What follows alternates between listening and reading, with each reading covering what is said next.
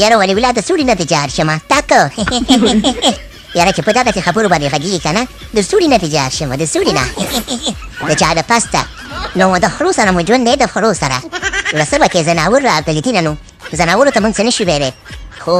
وایي چې ښځې منصب ته مه پرېږدئ نو ما خو نن چې دی چا خبره شپېشن و امریکا ته وکړه نو یا الله پاکه فابریکه پرېږدي بیا را نازله کړي په دې خلکو باندې دومره ترېنه تنګ راغلی یم ښه خلک دي خو دغه فیصلې چې کوي که نه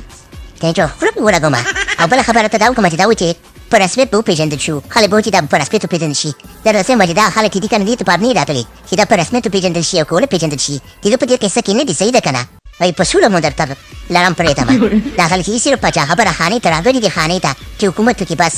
نو ولې دغسې ویډیوګانې جوړوه بړې طرفداره یو نور که سوال کې او کار چا کې راغلی خپل کار دی صحیح ده مننه کومه نو بیا دې هم د سوړي نه جار شمه د خرو سره مو ژوند دی